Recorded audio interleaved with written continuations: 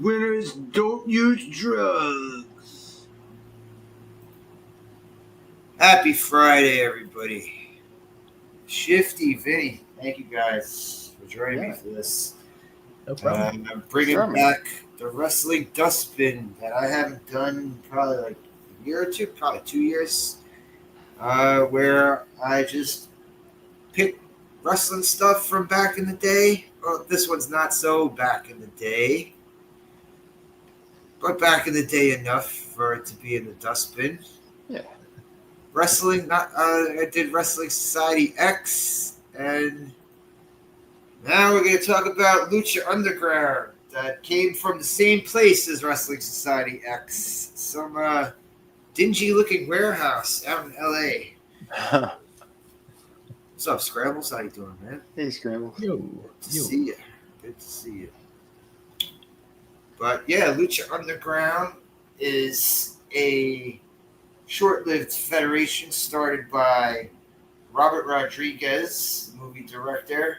Mm-hmm. We know from Desperado and from Dusk Till Dawn. And what was his? Alita? What's his what? Did he do Alita? Yeah, he directed the one he did for Grindhouse? It was Planet Terror, right? Yeah. That Robert Rodriguez. Mm-hmm. Yeah, he also did the Book of Boba Fett. Oh, he did? Yeah. He did an episode or two, I think. No, he did the whole thing. Okay. Oh, he did the whole thing? He did the whole thing. Okay. Yeah. Someone just told me about one of those stupid things where there was a gang on the bikes, and it would look so bad. I was laughing my ass off. Sorry. Yeah. I don't know. It's kind of disappointing that he has to fucking do anything Star Wars related. Mm-hmm. I liked a lot of his stuff that I saw. You know, some of it was over the top and campy, and you get a lot of that in this too. You get a lot of that with the all right, Lucha Underground. It was on the El Rey network, and I believe he owned that network, right? Or was at least like part owner of that network? Okay, something like that, yeah. And this is sure it has wrestling matches, but they do little like segments in this. All right, when you watch WWE, how they do the stupid thing where there's a backstage segment and it's two people talking to each other where they pretend the cameraman's not there. Yeah. You know what I mean? This one, I give this one a little bit more of an excuse because this one's shot like a TV show. Mm-hmm. Oh, yeah. And the later we'll get into the show, you'll see more and more of how like it's a TV drama more than it is a wrestling show. We actually get undercover cops in the Federation. But this was kind of like my last bit of my major wrestling fandom. Mm-hmm. Because around the time that this was out, I was watching this every week, and I was watching NXT every week. So I still had a little bit of wrestling fan in me. Right. Yeah, Vinny just showed me that clip before we started watching this. Yeah, a piece of it. I think she went on for like 15 or 16 minutes, but yeah, we saw about 2 minutes of it, and yeah, that was enough. That was like, holy shit. Yeah. Was there cocaine use involved in this show? Probably. You have a Hollywood producer there, so he might have. I have a theory. I think they ended the series because Ice was coming after. Yeah, this was produced by Mark Burnett of Survivor fame. Survivor, and the opening shots and the opening music is very Survivor-ish. Yeah. Mm-hmm. He also produced The Apprentice, and Big Brother too. Was it also? Big Brother? Amazing Race. Okay. God, all those shows I fucking hate. Yeah. But this was I wasn't getting El Rey Network at the time, so I was sailing the seven seas to watch this and NXT at the time. Mm-hmm. But I would look forward more to this and to NXT than watching Raw or any of their pay-per-views, even in 2014. I believe this was 2014. Let me look this up again. Yeah, that was the year of Daniel Bryan's big push. Yep, 24. This ran from 2014 to 2018. 4 seasons. We got 4 seasons of this. Oh, Chavo Guerrero is one of the producers on this too. Yep. Oh, No wonder he got so much TV time. Yeah. But yeah. So this is actually light years ahead of Wrestling Society X. That came from. It was in the same arena. There's a couple of the same people involved too. But Wrestling Society X was they tried to cram as much as they could into half an hour. Oh, It was only half an hour. Yes, it was crazy. So, and what they also would do was the matches that they did not air on MTV, they would air on their website. They would air it on the MTV website. It was a bit of a mess. Yeah. This is a much more polished version of Wrestling Society X. Well, that's And, good. At least. We got some familiar faces from back in the day, and we got Mhm. some faces that we know now. See, he right here, Penta, he's not in the first episode because I was just picking pictures of Lucha Underground to make the thumbnails. I wasn't going through the episodes. But he shows up, him and his brother Phoenix shows. See, here's Phoenix over here. We get Rey Mysterio later on. We get Alberto Del Rio later on. Mm-hmm. But to begin the show, we get Prince Puma, who is Ricochet in a mask. We get Johnny Mundo, a.k.a. John Morrison, a.k.a. Johnny Impact. That's the one thing this guy Johnny does. I don't understand when he goes to a federation. Like, he started calling himself Johnny Impact when he went to Impact Wrestling. It's like, come on, Jesus come on, Christ. bro. Come up with something better, bro. Mm-hmm. Pick one name and stick with it. Yeah. Johnny TV was the last one I heard. I know. That's so stupid. Johnny Television. Retarded. Oh, my God. Joey Coffee Machine. Yeah. But Bitty boom butts. you were familiar with this too, right, Shifty? Oh yeah. I watched it from the beginning up until they started pushing guys that didn't wear masks. I was in it for the people that wore masks, and that's when I dropped off. It was about midway through. Yeah. I don't know. I saw Brian Cage pops up. I don't mind that he's not wearing a mask. Yeah, I saw a handful of episodes. It was I think the season where Alberto Del Rio comes in. Maybe a couple episodes before that, and then the one when he came in. Like that's about as much as I've seen of this when it originally aired. I got to see. I'm pretty sure I started season 2. Oh, that's another one that they bring in. Fucking Jack Swagger. Okay. Jake Hager. Mm-hmm. Which you gotta give it to him. At least his MMA career, he was undefeated. Yeah. Hey, listen. Yep. Listen, he was the absolute best character in WWE All Stars because he had an unblockable grapple chain where you could just go into the like an online match, just start grappling the people and string together a whole bunch of moves to where you would wear their health bar down. Yeah, within just about 10 moves. Wait, All Stars was the one where they're all cartoonish looking and really overdone, right? Yeah, okay. You could throw the guy in the air, like fucking 50 feet in the air and shit. Yeah, I remember my friend had that. That's funny. Yeah. They didn't do a Lucha Underground game, right? No, but they did do a AAA game. I remember the AAA game. Oh yeah, that's another thing too. Lucha Underground had a working relationship with AAA at the time. It kind of resembled the TNA game, but it wasn't. Actually, the TNA game was the precursor to the WWE All Stars. It was the same developers. So I never played the TNA game. Yeah, it was okay. Yeah, it was all right. Yeah. I played the AAA game. My friend had it. I was playing it at his house for a little bit. That one was okay. Yeah. The TNA game, that was so weird. All right, so they created a character just for the video game, and then they eventually made him a real wrestler. That was weird. Yeah. But yeah, this shit, Lucha Underground. I liked it. I started to like it the more I watched it, and going back and watching it all these years later. Episode 1 is kind of lackluster. Picks up a bit in episode 2. We get more storylines set in episode 2 of shit you're gonna see down the road. One thing I noticed though is that in episode 1 and episode 2, we got 1, 2, 3, 4, 5, 6 guys on episode 1 that we all see in episode 2. Mm-hmm. There were so many other people they had in this federation. You should have introduced all these other people earlier.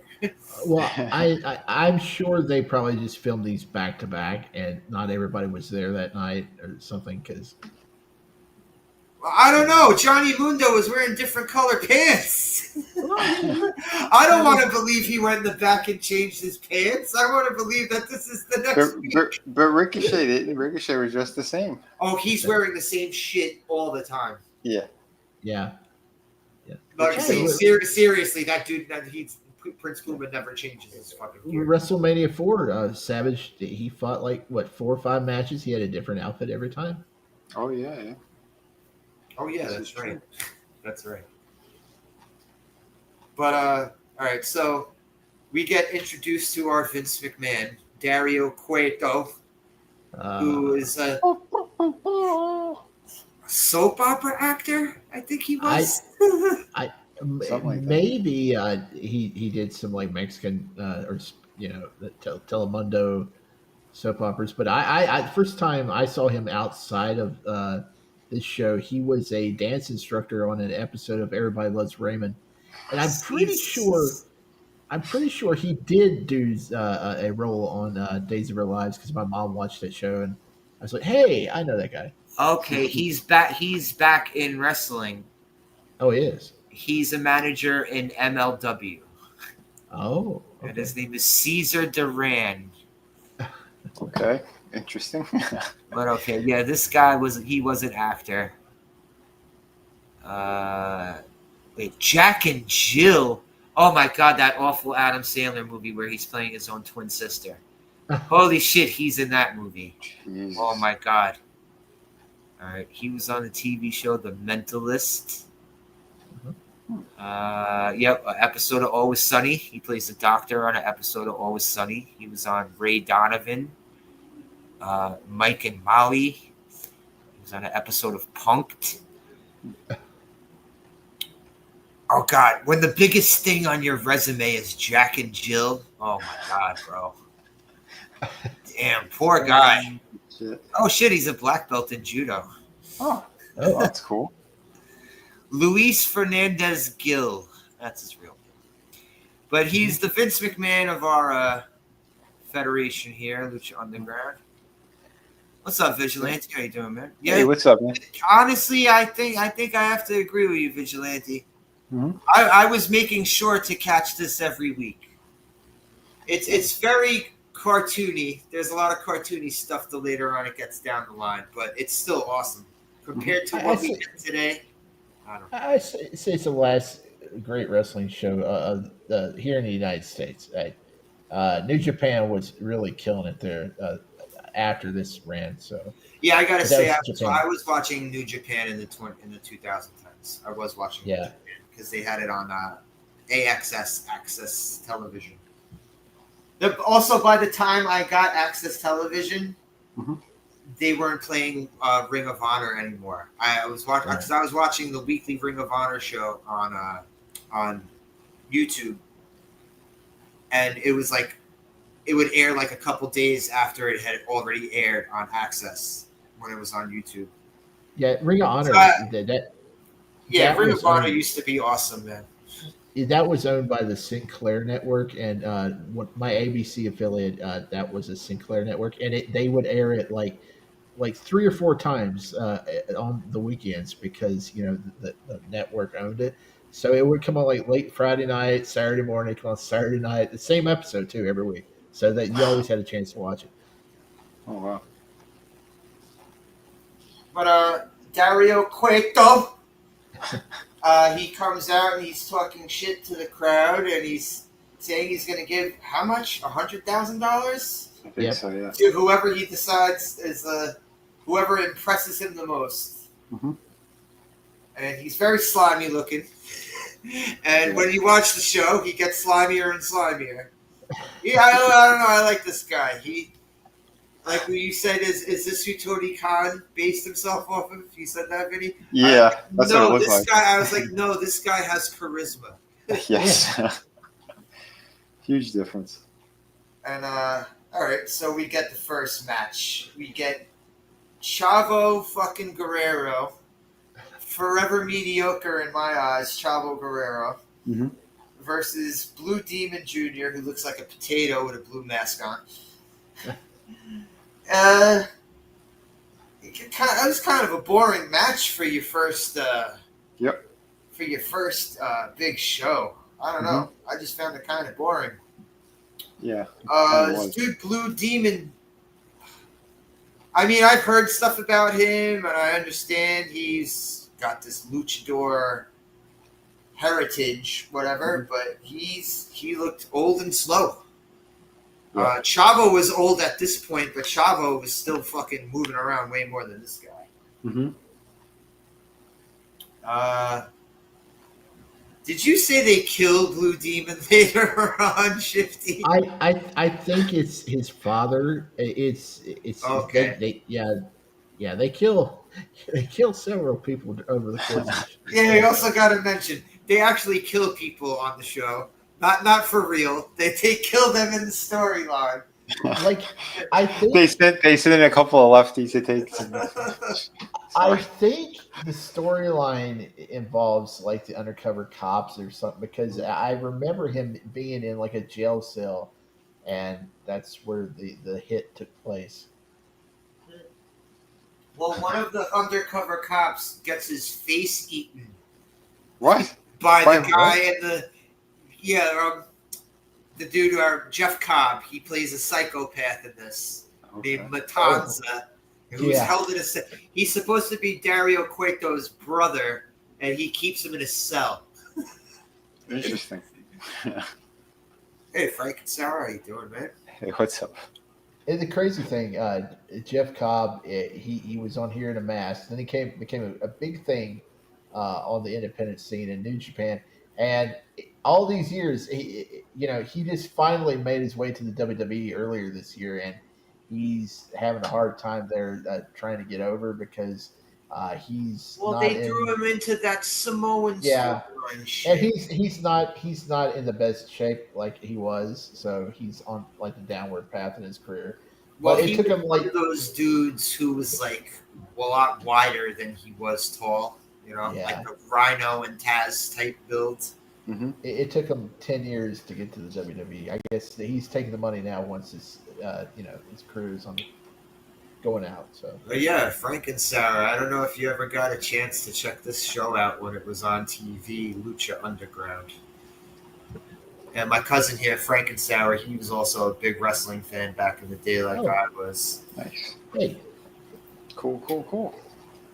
But if you ever had the El Rey Network, Frank and Sauer, this was Robert Rodriguez's wrestling federation that he ran for a couple of years.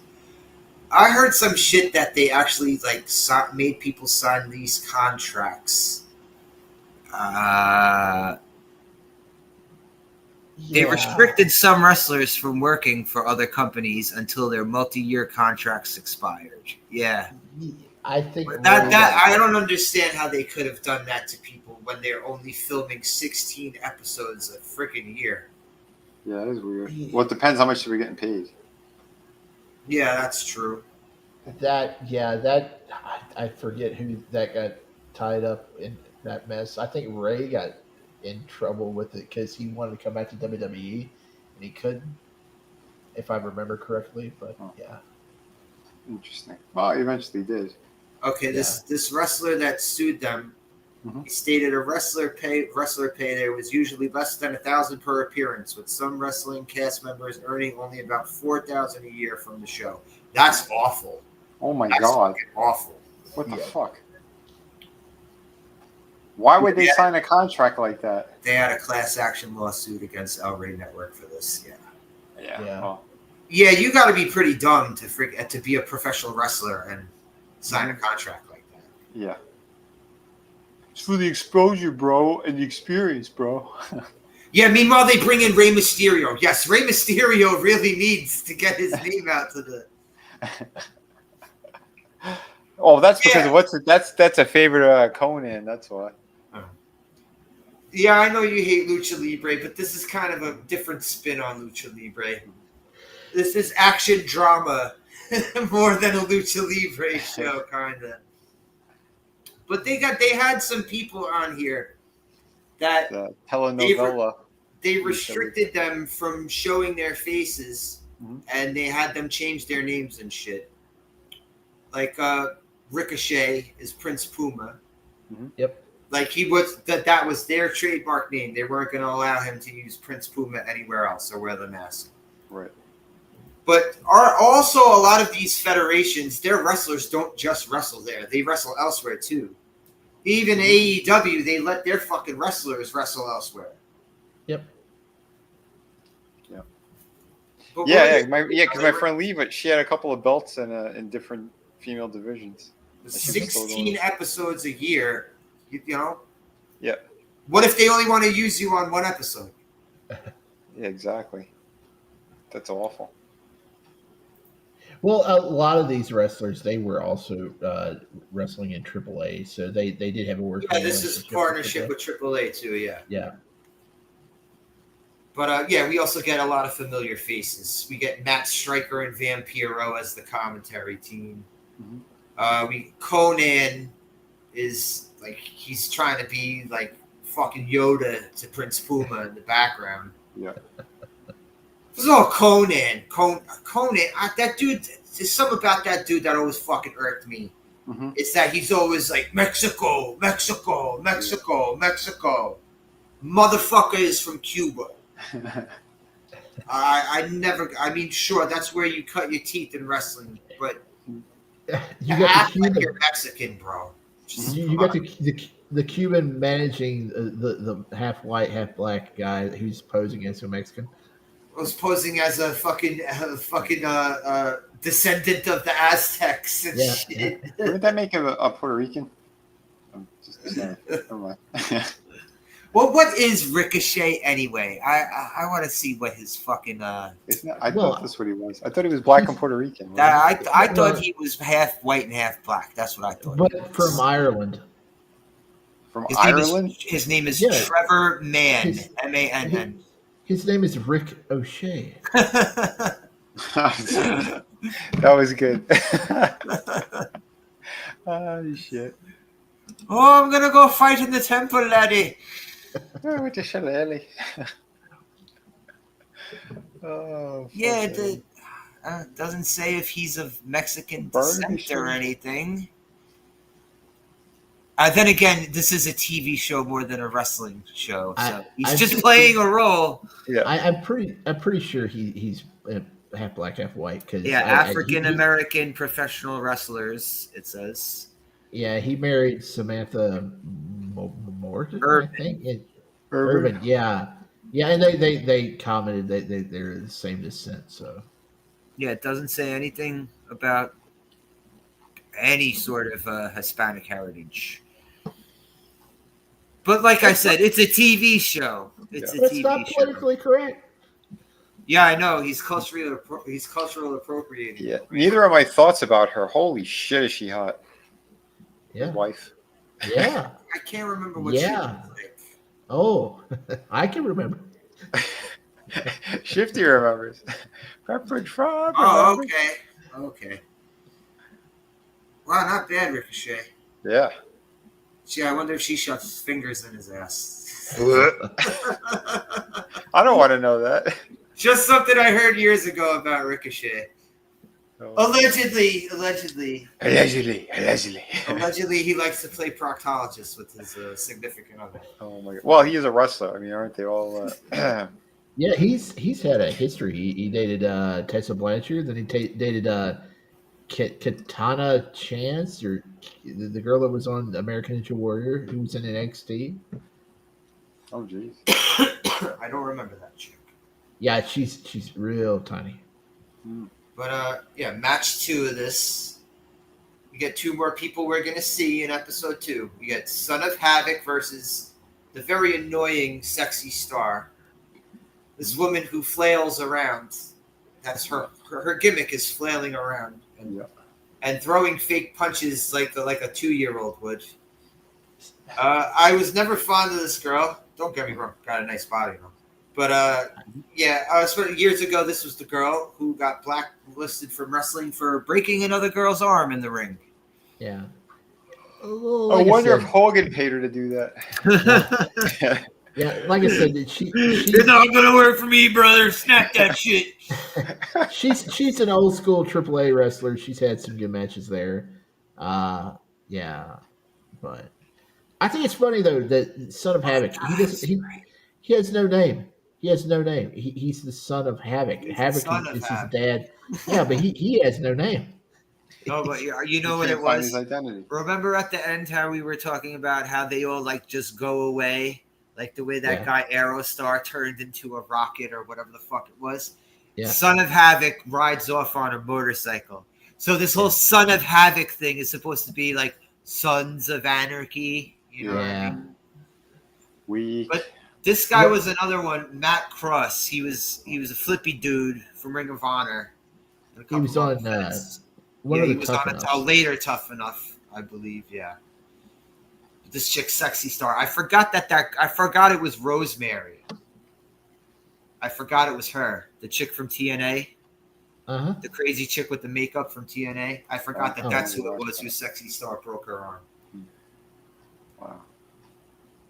But yeah, Sexy Star is another girl. This girl, she's all over this fucking federation. We're going to be seeing a lot of her, unfortunately, flailing around.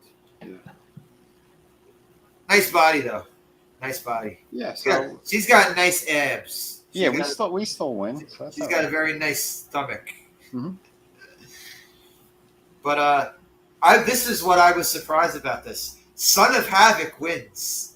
Yeah. Sexy Star got like a fucking a little segment. She got her own like promo package before this match. Mm-hmm. But she loses. Yeah. Casey Catanzaro. That's it. Yeah, she was pretty cute. Pretty cute. She's another one that Ricochet went out with? Yeah. Yeah. She's the one from American Ninja Warrior that they signed. Okay. Who became a wrestler? Yeah, she was in that that tournament they had. Yeah.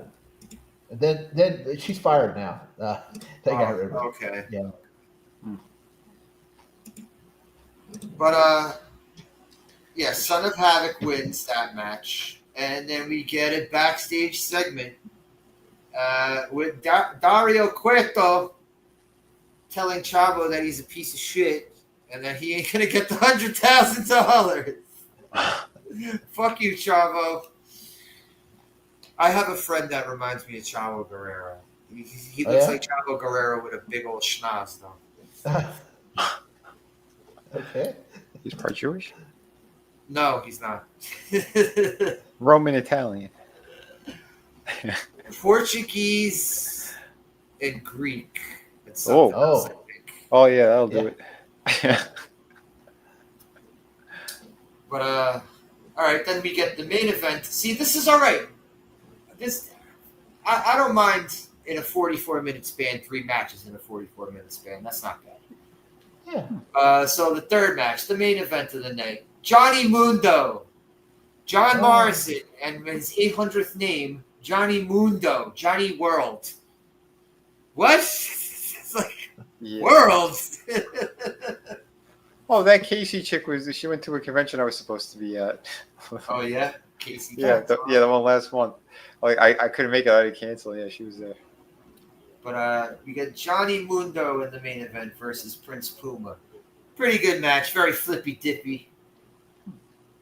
John Morrison was never one of those dudes to have like a fucking technical masterpiece of a match. You know, Yeah. he wasn't a small dude, but he wasn't a big dude either. So he kind of had to resort to a lot of kicks, Yeah.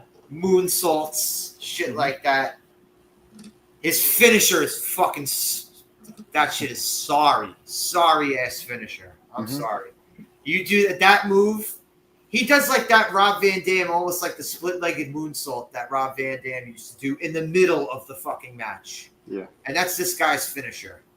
Yeah. I was never a fan of that shit. Do that shit in the middle of the match. Mhm. But all right, well, yeah, Shifty was laughing when Vampiro in the middle of the match said, "This could be match of the year contender." Oh, that was funny. Yeah, this was 2014 when Daniel Bryan was killing it there. I mean, yeah, I know. Yeah, also, I don't know, like maybe Meltzer was paying attention to Lucha Underground, but who knows? Who cares about fucking Meltzer anyway? I don't know. You brought him up. Penis grabbing henchman. Right. Holy shit. But yeah, Johnny Mundo comes out on top with his weak ass finisher. And then Dario Cueto comes out. He plays takeaway with the $100,000 he's going to give Johnny Mundo. Mhm. And then two really they look like jabronis straight out of the audience come in. Let's start Yeah. beating the shit out of Johnny Mundo and Prince Puma. Yeah, I think those guys are in the country anymore. I Who? think those Yeah. two guys. Yeah, I think Tom Homan took care of them. And then in comes Ezekiel Jackson. No, it's not Suge Knight, everybody. It's Ezekiel Jackson. Now his name is Big Rick.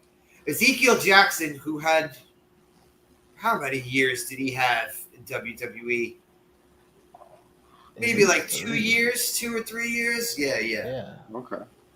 He was some guy. They kept trying to find things to do with this guy, Mm-hmm. and then eventually they just ran out of patience and let him go.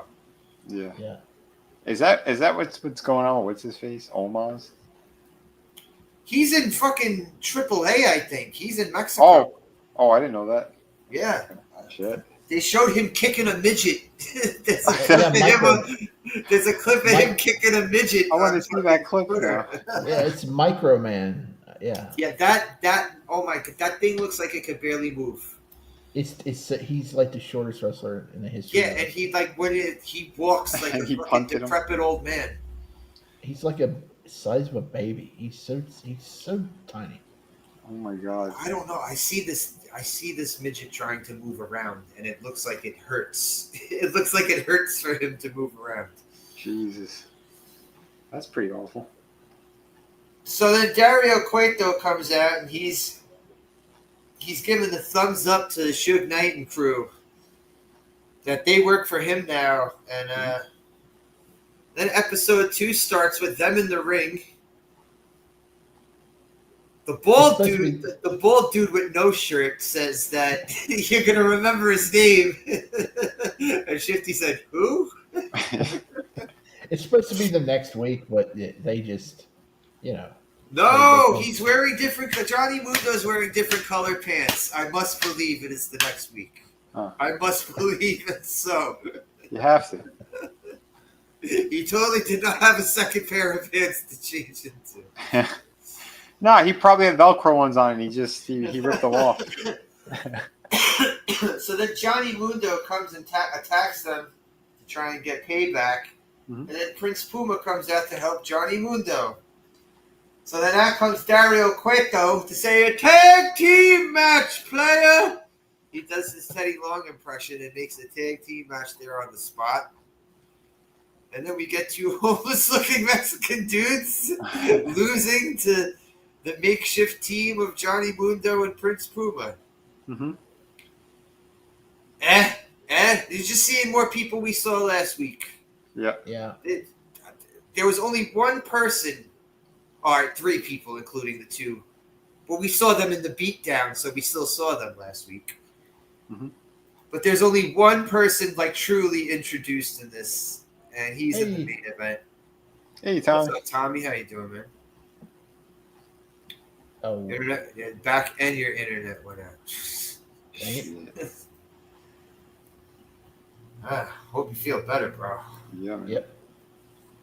All right, this is the other thing I just noticed too. We got 2 tag team matches, Oh yeah. back to back tag team matches.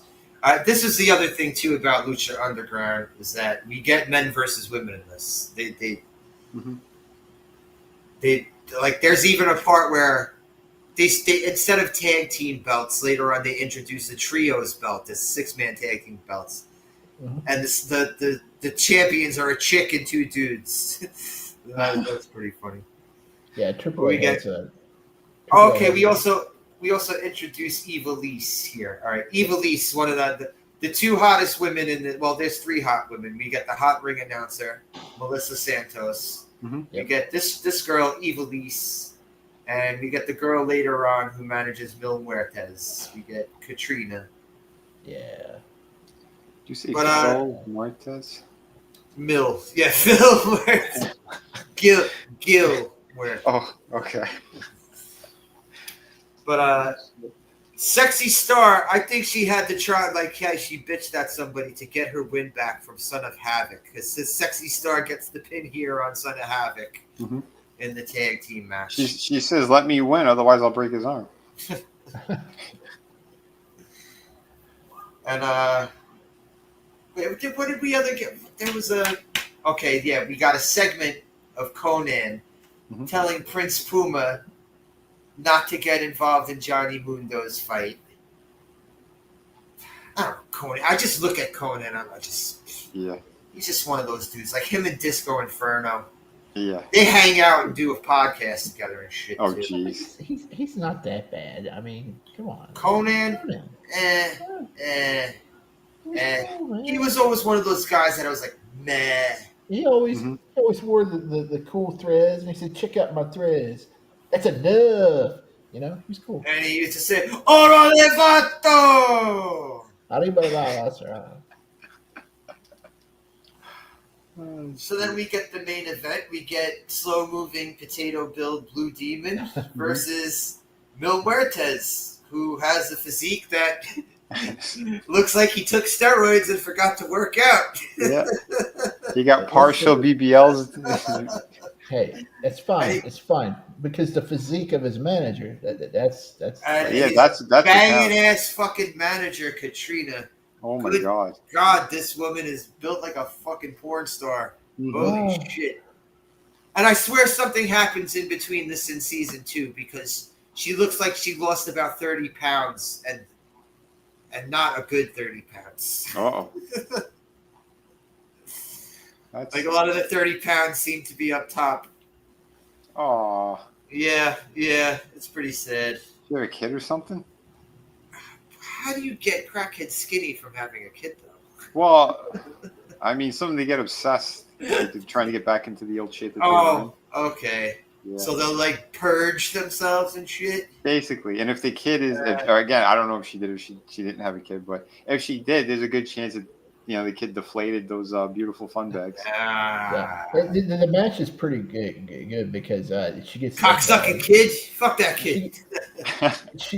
She gets really involved in the match and stuff. So at the end, she's all sweaty and she's got that dress on. And Oh yeah, And the cameraman's doing his thing, getting that down the fucking front of the dress shot. yeah. glistening in the right places. But Mil Muertes, cool mask. What the fuck is up with those pajama bottoms he's wearing? He's wearing what looks like hospital issue pajama bottoms. Yeah, Yeah. but they're way too tight. Yeah. But this is one of the guys who was held over from Wrestling Society X. Yeah. He was this character called Ricky Banderas in Wrestling Society X, and he wore this this shit on his face to make it look like he was burnt. But Okay. him. Oh, and he didn't have a mask. It was just No. Okay. He just had his regular face.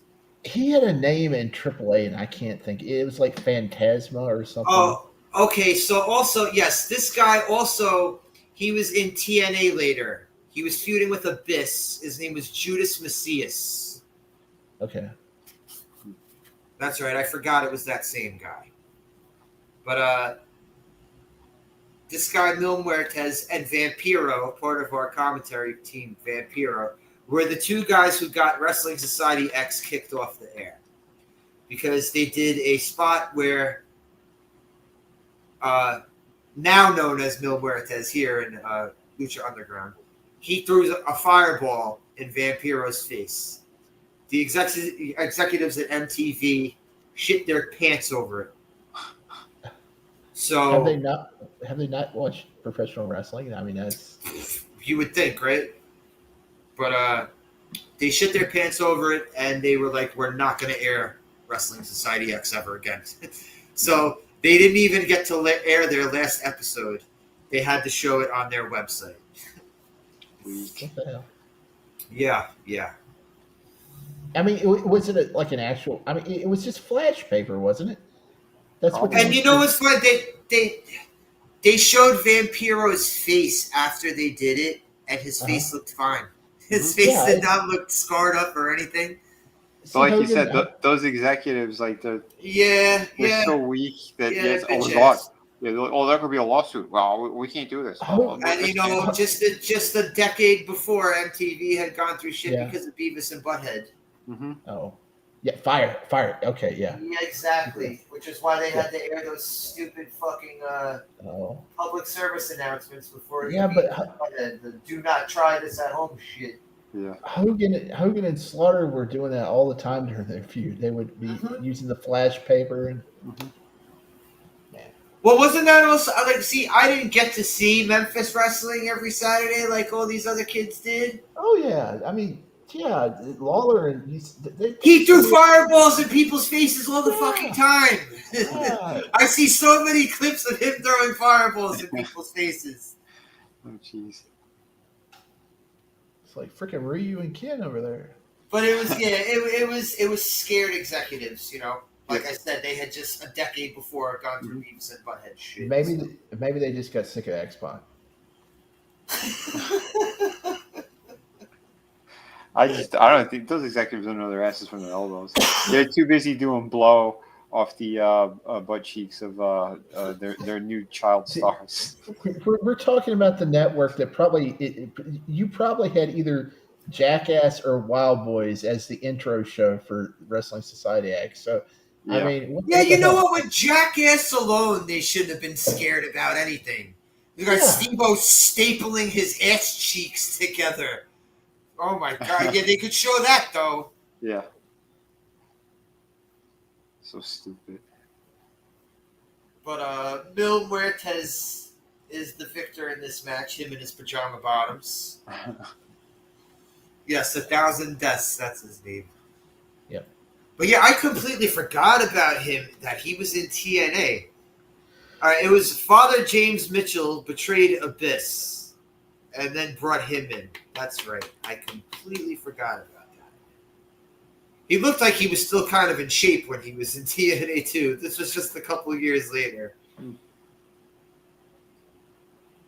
But yeah, Mil Muertes wins.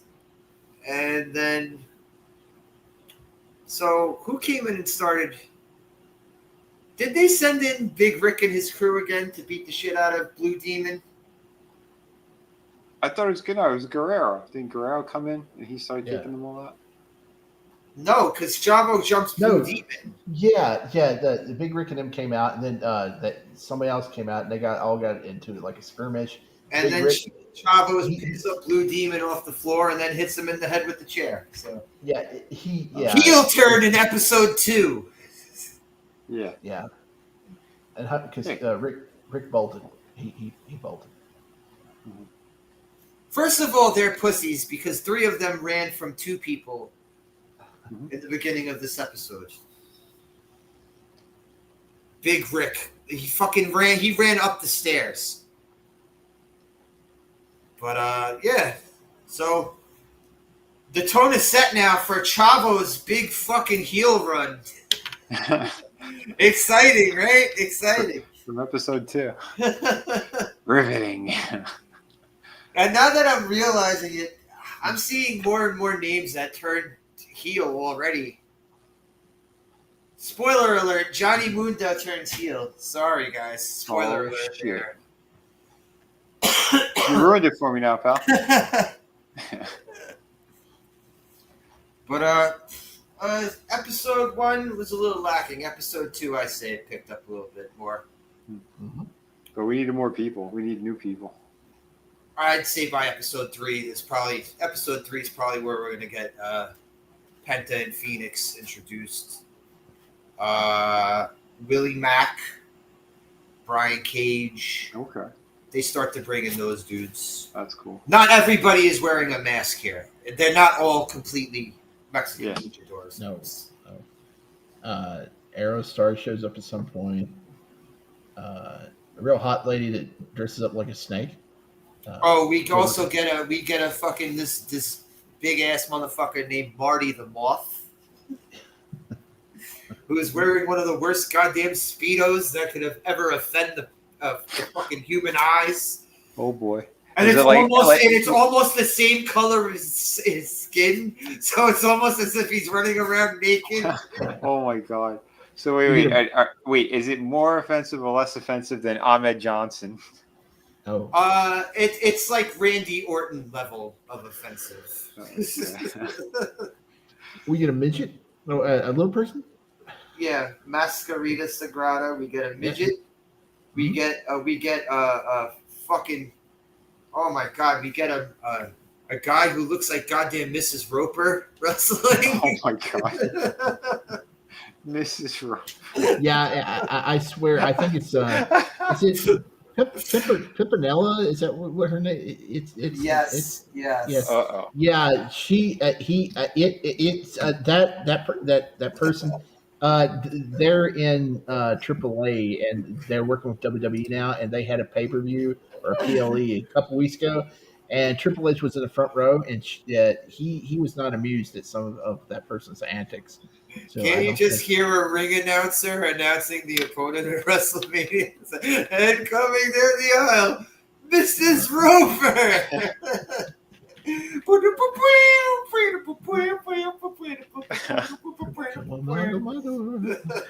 Oh shit!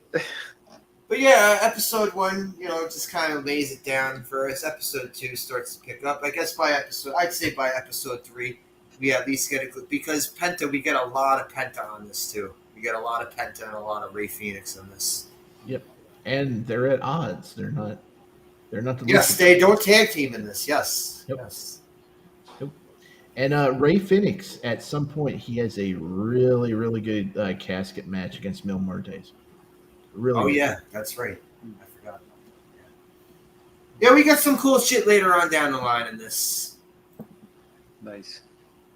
But yeah, next week will be episode 3 and 4 talking about it. Nice. And yeah. Oh, Hi guys, I'm glad I went back to watch this because I had went down the memory hole in my mind. What were you gonna say, Vinny? Yeah, I say that Omos guy. Apparently, they said in June he signed a multi-year contract with WWE. So I guess he's not done there. Well, they own AAA now too. Okay. The Mexican Federation. They got a bunch of guys from this. Yeah. They actually had a pay-per-view tonight on YouTube. AAA. It's called Worlds Collide. So on YouTube. Yeah. It was, Oh, that's right. Yeah, I forgot. Oh, look at his Instagram. He picked up the midget. You saw it? Yeah, he was holding him up like fucking like the Lion King. And then he threw him on top of 2 other guys. That's hilarious. Oh shit. Oh my god. Yeah. Frank and Sour. Tommy. Scrambles. Thanks for coming through. And anyone watching the replay. Thanks for coming through. Vinny, Shifty. Yeah. Yep. Thank you guys for hanging out. Shifty, want to give an outro? Yeah. Hey, you can find me on X. You can find me on YouTube sometimes. You can find me tomorrow night, 8:30 on the Austin Air channel. It's the Alien Roundtable for Alien Earth. We're up to episode 5, I think. We'll be talking about it. And then Sunday over on the Real Review 3000, Hanstar YT, and Chaos Central, it's Jackbox Fun Night. Get in the chat, and we'll be playing What the Dub and some Jackboxes. It's pretty fun. Come on by. Thanks for chilling, man. Hey, thanks for having me. Vinny? Yeah, man. Sunday we're gonna be continuing Dexter season 5. I don't remember the numbers we're up to. But Did we just watch 5 and 6? possibly I'll have to check my YouTube again. Oh. But yeah, we're getting into it because Dexter just he agreed he's gonna help the chick out taking out some bad guys. So it's gonna be a good time, good watch. But yeah, and yeah, don't forget to sign up to my City of Venus 2 campaign if you haven't yet. Yeah, please sign up to that. But yeah, man, it was a blast hanging out. Yeah. Oh, wait a second. Bring me back up. I forgot something. Wait. Sure. Because I'm here with you guys, I totally forgot something. No, hey, next Thursday, 8:30 p.m. on Tommy and the Guinea Pig Collective and Vinny Art, it's the Collectible Pass Toy Show. 3 hours talking about toys from the 1960s all the way up to today. Don't miss it. Fun times. Yeah, hell yeah, man. How did we both forget that? Jeez, I'm wiped the fuck. All three of us. I'm wiped the fuck out. Oh, I was just remembering that I'm fucking doing a movie stream tomorrow. Yeah, tomorrow, 48 hours, having a discussion about 48 hours, starring Eddie Murphy and Nick Nolte. Nick Nolte, mama. I've only seen this movie once. I know it's considered a classic, but I've only seen it once, and it was probably about 10 or 15 years ago. Yeah, it's been a long time since I've seen it last. I have Walter Hill month continues. Yes, last week we did Streets of Fire. Tomorrow, 48 hours. Oh, nice. And yeah, tomorrow night, probably, if not after 11, a little bit before 11. Yeah. And all right, have a good one. Later. Peace. Later. What's up, DiBiase, punk ass bitch? Oh.